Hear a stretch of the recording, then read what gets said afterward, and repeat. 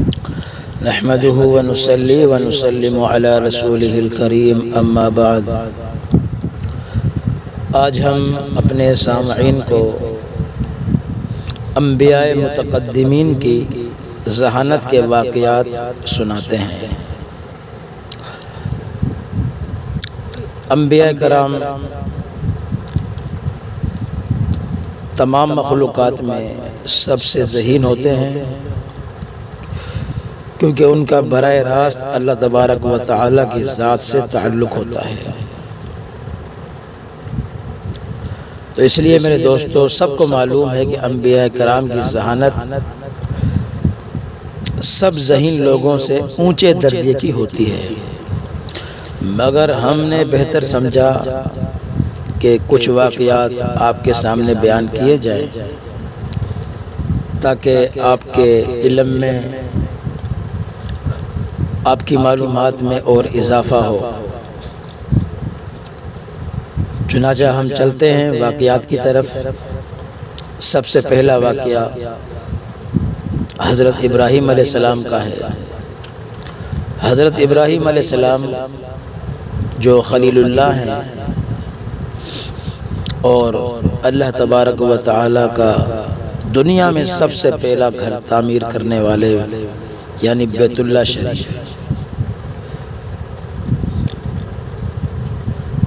چنانچہ حضرت ابن عباس رضی اللہ تعالی عنہما سے روایت ہے، فرماتے ہیں کہ جب حضرت سارہ علیہ السلام نے دیکھا کہ حضرت اسماعیل علیہ السلام کی والدہ جس کا نام تھا ہاجرہ علیہ السلام، تو حضرت اسماعیل علیہ السلام کی والدہ سے حضرت ابراہیم علیہ السلام محبت کرنے لگے ہیں، تو ان کے دل میں، یعنی سارہ کے دل میں شدید غیرت پیدا ہوئی، یہاں تک کہ حضرت سارہ علیہ السلام نے قسم کھائی کہ وہ ہاجرہ کے اعضاء میں سے کوئی عضو ضرور کاٹ دیں گی۔ جب یہ اطلاع حضرت ہاجرہ کو پہنچی تو انہوں نے زرہ پہننا شروع کر دی۔ زرہ جو ہوتی ہے جنگی میدان میں پہنی جاتی ہے تاکہ دشمن کا وار اس پر، یعنی جسم پر اثر نہ کرے۔ تو اسی وجہ سے حضرت ہاجرہ نے بھی وہ زرہ پہننا شروع کر دی، جس کے دامن انتہائی لمبے تھے، نیچے تک تھے، اور یہ دنیا کی پہلی عورت ہے جس نے دامن لمبا بنایا، اور ایسا اس لیے کیا تھا کہ چلتے ہوئے دامن کی رگڑ سے قدموں کے نشانات زمین پر باقی نہ رہیں، تاکہ سارا ان کے آنے جانے کو پہچان نہ سکیں۔ اس لیے انہوں نے جو ہے اپنی زرہ کا دامن لمبا کیا۔ تو میرے دوستو، حضرت ابراہیم علیہ السلام نے سارہ سے فرمایا، کیا تم یہ خبر حاصل کر سکتی ہو کہ اللہ تعالیٰ کے فیصلے پر اپنے آپ کو راضی کر لو اور ہاجرہ کا خیال اپنے دل سے نکال دو، چھوڑ دو۔ تو انہوں نے عرض کیا کہ میں نے جو قسم کھائی ہے، اب ظاہر اس قسم کو پورا کرنا کس طرح ممکن ہے؟ حضرت سارہ نے قسم کھائی تھی کہ میں حضرت ہاجرہ کے اعضاء میں سے کوئی بھی ایک عضو کاٹوں گی۔ اب ظاہر قسم کو پورا کرنا ضروری ہوتا ہے، تو اس لیے انہوں نے یہی فرمایا ابراہیم علیہ السلام سے کہ میں اپنی قسم کو کس طرح پورا کروں؟ یہ تو ایک ذمہ داری مجھ پر عائد ہو گئی، مجھ پر فرض ہو گیا، تو اپنا یہ فرض، اپنی ذمہ داری میں کس طرح نبھاؤں، کس طرح اس ذمہ داری سے اپنے آپ کو آزاد کروں؟ تو ابراہیم علیہ السلام نے یہ ترکیب بتائی حضرت سارہ کو کہ تم ہاجرہ کے پوشیدہ جسم کے اوپر کا حصہ، گوشت کا جو ایک مستقل عضو ہے، اس کو کاٹ دو۔ اس کا کاٹ دینا عورت کے لیے اچھا بھی ہے، اور عورتوں میں یہ ایک سنت جاری ہو جائے گی، اور تمہاری قسم بھی پوری ہو جائے گی۔ تو اس بات پر وہ رضامند ہو گئی حضرت سارہ علیہ السلام، اور انہوں نے جو ہے ایک عضو کاٹ دیا پوشیدہ، اور یہ طریقہ عورتوں میں جاری ہو گیا۔ اس طرح عورتوں کے ختنہ کا رواج عرب میں تھا، اسلام نے اس کو ضروری نہیں قرار دیا، جس طرح مردوں کی ختنہ ضروری ہے، لیکن عرب کے لوگ عورتوں کی بھی ختنہ کیا کرتے تھے۔ تو یہ رواج حضرت ابراہیم علیہ السلام سے جو ہے شروع ہوا۔ دوسرا واقعہ حضرت ابن عباس رضی اللہ تعالی عنہ سے روایت ہے کہ جب حضرت اسماعیل علیہ السلام جوان ہو گئے تو اپنی قوم جرہم کی ایک عورت سے نکاح کر لیا۔ جرہم ایک قبیلے کا نام تھا، تو اس قبیلے کی عورت سے نکاح کیا حضرت اسماعیل علیہ السلام نے۔ جب حضرت ابراہیم علیہ السلام حضرت اسماعیل علیہ السلام سے ملنے کے لیے شام سے آئے تو اسماعیل علیہ السلام کو گھر میں نہ پایا۔ تو ابراہیم علیہ السلام نے ان کی بیوی سے پوچھا کہ میرا بیٹا اسماعیل کہاں ہے؟ تو اس نے جواب دیا کہ وہ معاش کی تلاش میں گئے ہوئے ہیں۔ پھر ابراہیم علیہ السلام نے گھر کے حالات معلوم کیے، معاشی حالات معلوم کیے، تو اس کی بیوی نے جواب دیا، یعنی اسماعیل علیہ السلام کی بیوی نے جواب دیا کہ ہم بڑی تنگی اور سختی سے گزارا کرتے ہیں، اور شکایتیں کرنا شروع کر دی۔ تو ابراہیم علیہ السلام نے فرمایا کہ جب تمہارا شوہر آ جائے تو اس سے ہمارا سلام کہہ دینا، اور یہ بھی کہنا کہ اپنے گھر کے دروازے کی دہلیز بدل دے۔ جب حضرت اسماعیل علیہ السلام واپس آئے تو انہوں نے سب پیغام پہنچا دیا، بیوی نے سب کچھ بتا دیا۔ تو اسماعیل علیہ السلام نے فرمایا کہ وہ میرے والد حضرت ابراہیم علیہ السلام تھے، اور مجھے یہ حکم دے کر گئے ہیں کہ میں تجھے اپنے سے جدا کر دوں، لہذا اب تو اپنے خاندان کے پاس، اپنے متعلقین کے پاس چلی جا۔ یعنی ابراہیم علیہ السلام نے جو یہ جملہ کہا کہ اسماعیل علیہ السلام سے کہہ دینا کہ وہ اپنی دہلیز بدل دے دروازے کی، تو اسماعیل علیہ السلام اتنے ذہین تھے کہ انہوں نے سمجھ لیا کہ ابراہیم علیہ السلام جو میرے والد ہیں وہ کیا کہنا چاہتے ہیں، ان کا مقصد کیا ہے، اس سے مراد کیا ہے۔ تو وہ سمجھ گئے کہ اس سے مراد یہی ہے کہ میں اپنی بیوی کو طلاق دے دوں، چھوڑ دوں۔ ایک اور واقعہ ہے حضرت سلیمان علیہ السلام کے بارے میں۔ حضرت ابو ہریرہ رضی اللہ تعالی عنہ حضور اکرم صلی اللہ علیہ وسلم سے روایت کرتے ہیں کہ دو عورتیں سفر میں تھیں اور ہر ایک کی گود میں بچہ تھا۔ ان میں سے ایک کے بچے کو بھیڑیا جو ہے لے گیا۔ اب دوسرے بچے پر دونوں عورتوں نے جھگڑا شروع کر دیا، ہر ایک یہی کہتی تھی کہ یہ میرا بچہ ہے۔ اب دونوں نے یہ مقدمہ حضرت داؤد علیہ السلام کے سامنے پیش کیا، تو حضرت داؤد علیہ السلام نے دونوں میں سے بڑی عورت کے حق میں فیصلہ کر دیا کہ بچے پر اسی کا قبضہ ہے، اور ثبوت بھی کوئی پیش نہ کر سکی تھی چھوٹے والے، تو لہذا جب فیصلہ بڑی کے حق میں ہو گیا تو واپسی میں ان دونوں عورتوں کا گزر حضرت سلیمان علیہ السلام کے سامنے سے ہوا۔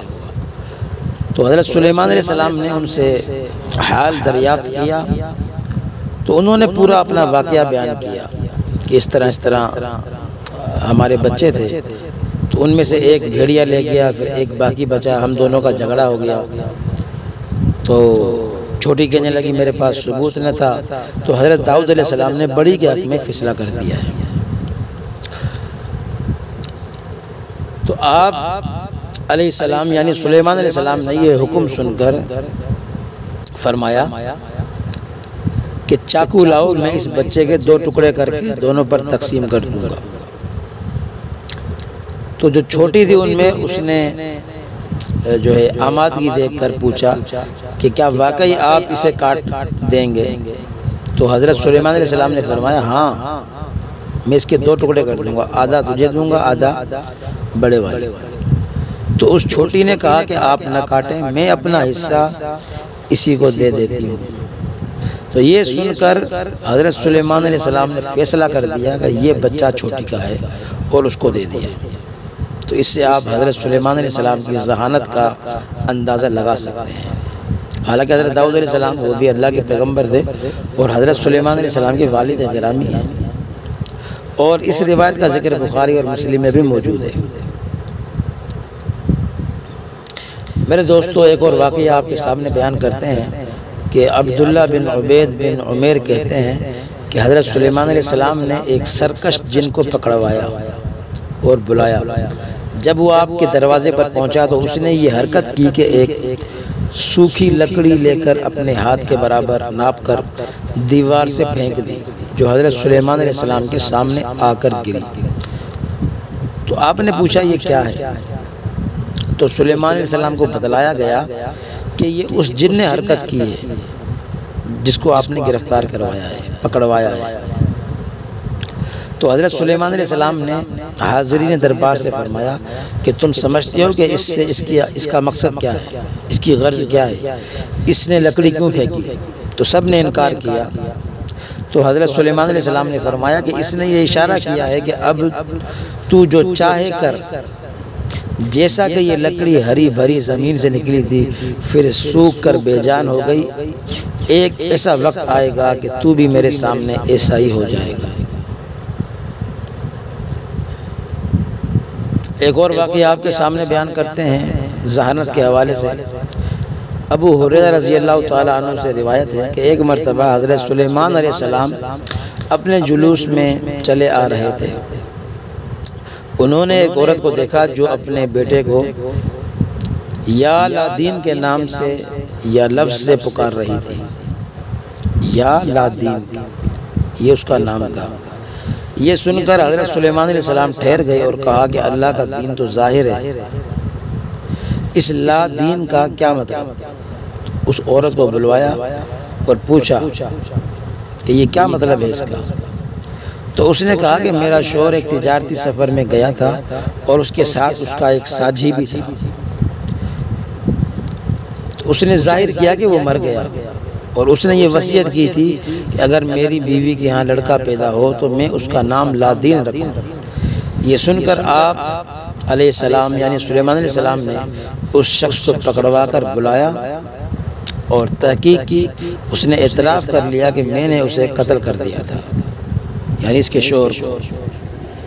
تو اس کے قصاص میں پھر حضرت سلیمان علیہ السلام نے اسے قتل کرا دیا۔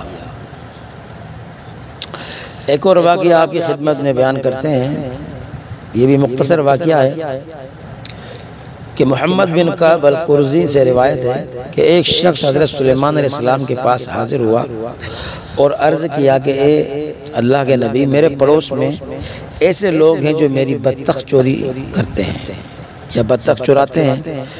پھر حضرت سلیمان علیہ السلام نے نماز کے لیے اعلان کرایا، سب لوگ حاضر ہو گئے۔ آپ نے خطبہ دیا جس کے دوران فرمایا، یعنی خطبے کے دوران ہی فرمایا، مجمع سامنے بیٹھا ہوا ہے، اب ظاہر اس میں چور بھی ہوگا۔ تم میں سے ایک شخص اپنے پڑوسی کی بطخ چوری کرتا ہے اور ایسی حالت میں مسجد میں آتا ہے کہ اس کا پر یعنی بطخ کا پر اس کے سر پر ہوتا ہے۔ تو یہ سن کر چور نے اپنے سر پر ہاتھ پھیرا۔ جیسے ہی ہاتھ پھیرا، یہ منظر دیکھ کر حضرت سلیمان علیہ السلام نے حکم دیا کہ پکڑ لو اس کو، یہی وہ چور ہے جو اس شخص کی بطخ چراتا ہے۔ حضرت عیسیٰ علیہ السلام کے بارے میں منقول ہے کہ شیطان نے حضرت عیسیٰ علیہ السلام سے مل کر کہا کہ تیرا یہ عقیدہ ہے کہ تم کو وہی پیش آتا ہے جو خدا نے تمہارے لیے لکھ دیا ہے۔ تو حضرت عیسیٰ علیہ السلام نے فرمایا بے شک جو اللہ نے ہمارے لیے لکھ دیا ہے وہی ہمیں پیش آنا ہے۔